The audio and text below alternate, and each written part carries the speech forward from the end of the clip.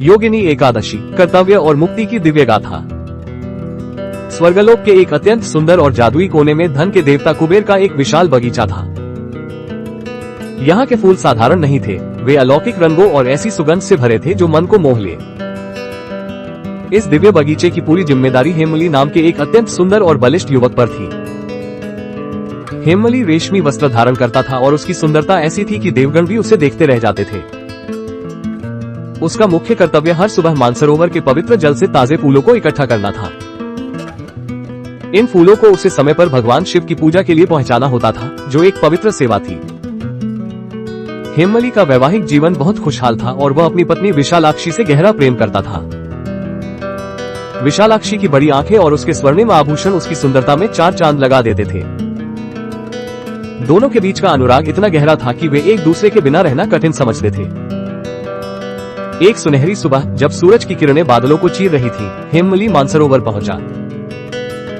उसने सबसे शुद्ध और सुंदर फूलों को चुनकर एक स्वर्ण पात्र में बहुत सावधानी से सजाया। जब वो घर लौटा तो विशालाक्षी की मनमोहक मुस्कान ने उसे पूरी तरह से मोह लिया। दोनों एक दूसरे की बातों में खो गए और हंसी मजाक के बीच समय तेजी से बीतने लगा। प्रेम के इस उन्माद में हेमली यह पूरी तरह भूल गया कि शिव पूजा का समय निकला जा रहा है। वो अपनी पत्नी की मीठी बातों के जाल में इतना उलझ गया कि उसे अपने परम कर्तव्य की याद ही नहीं रही। उधर कुबेर देव अपनी पूरी तैयारी के साथ भगवान शिव की आराधना के लिए प्रतीक्षा कर रहे थे। कुबेर को उम्मीद थी कि हेमली जल्द ही उन दिव्य फूलों के साथ वहां उपस्थित होगा। जब समय बहुत अधिक बीत गया और फूल नहीं आए तो कुबेर के माथे पर चिंता की लकीरें उभर आई। उन्होंने तुरंत अपने सेवकों को आदेश दिया कि वे हेमली को ढूंढकर तुरंत यहाँ लाएं। सेवक जब हेमली के निवास पर पहुंचे तो उन्होंने उसे विशालाक्षी के साथ हंसते हुए पाया। सेवक ने उसे जगाने और कर्तव्य की याद दिलाने की कोशिश की, लेकिन वो प्रेम में मग्न था।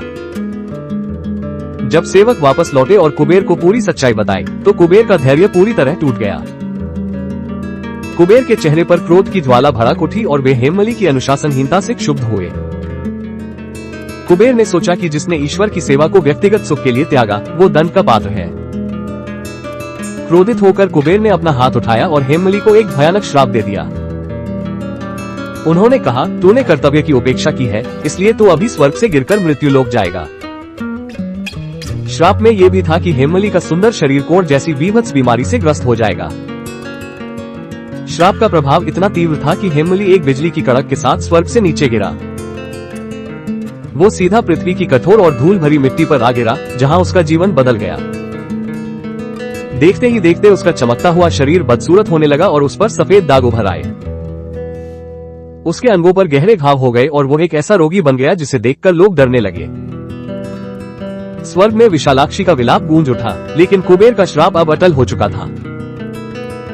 हेमली अब पृथ्वी के घने जंगलों और धूल भरे रास्तों पर एक लाचार व्यक्ति की तरह भटकने लगा। वो जहां भी जाता, लोग उसे अछूत कहकर दुत्कार देते और उससे दूर भागने लगते थे।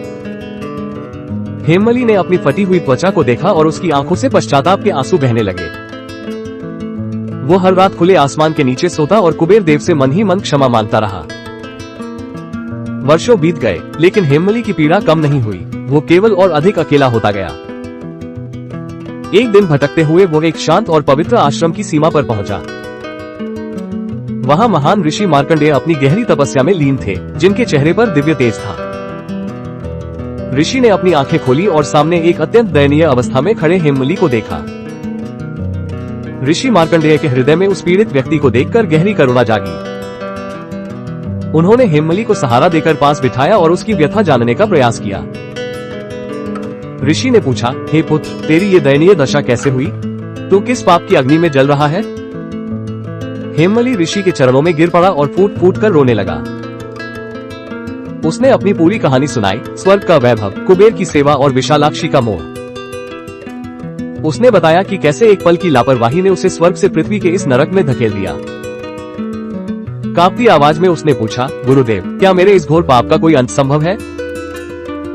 ऋषि मार्कंडेय ने उसकी आंखों में सच्चा पश्चाताप देखा और मंद मुस्कान के साथ बोले। उन्होंने कहा, पुत्र, ईश्वर दयालु है, सच्ची श्रद्धा से कोई भी पाप धोया जा सकता है। ऋषि ने उसे मुक्ति का गुप्त मार्ग बताते हुए योगिनी एकादशी के व्रत के बारे में बताया।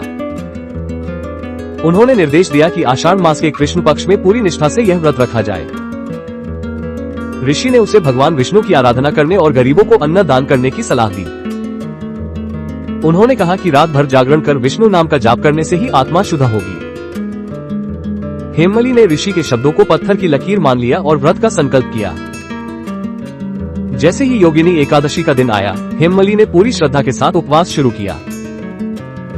उसने अपनी भूख और प्यास की परवाह नहीं की, उसका मन केवल ईश्वर में लगा था। उसने अपने पास मौजूद अंतिम थोड़ा बहुत भोजन भी भूखे और जरूरतमंद लोगों में बांट दिया। दिन भर वो भगवान विष्णु के चरणों का ध्यान करता रहा और अपनी गलतियों की क्षमा मांगता रहा। रात के सन्नाटे में उसने विष्णु नाम का कीर्तन किया, जिससे पूरा वातावरण भक्तिमय हो गया। उसके मन से अब विलाप मिट चुका था और उसकी जगह पूर्ण समर्पण ने ले ली थी। उसने प्रार्थना की कि उसे पुरानी सुंदरता नहीं, बल्कि कर्तव्य के प्रति सच्ची समझ मिले। जैसे ही द्वादशी की सुबह हुई और उसने व्रत का पारण किया, एक अद्भुत घटना घटी। अचानक आकाश से एक दिव्य सुनहरा प्रकाश उतरा और उसने हेममली को पूरी तरह घेर लिया। उस प्रकाश के स्पर्श से उसके शरीर के सारे घाव और कोढ़ धीरे धीरे गायब होने लगे। उसकी त्वचा फिर से स्वर्ण जैसी चमकने लगी और वो पहले से भी अधिक तेजस्वी दिखने लगा। तभी एक गूंजती हुई आकाशवाणी हुई, हे हेममली, तुम्हारी भक्ति ने तुम्हारे पाप भस्म कर दिए हैं। तभी भगवान विष्णु अपने चतुर्भुज रूप में प्रकट हुए और हेममली को आशीर्वाद दिया। दिव्य देवदूतों ने हेममली को अपने साथ लिया और उसे वापस स्वर्गलोक की ओर ले गए। स्वर्ग में कुबेर ने उसे गले लगाया और कहा कि वो अब एक अनुशासित भक्त बन चुका है। हेममली ने विशालाक्षी के साथ प्रेम तो रखा, लेकिन अब अपने कर्तव्य को सर्वोपरि माना। इस प्रकार योगिनी एकादशी ने सिखाया कि सच्चा पश्चाताप और कर्तव्य ही मोक्ष का असली द्वार है।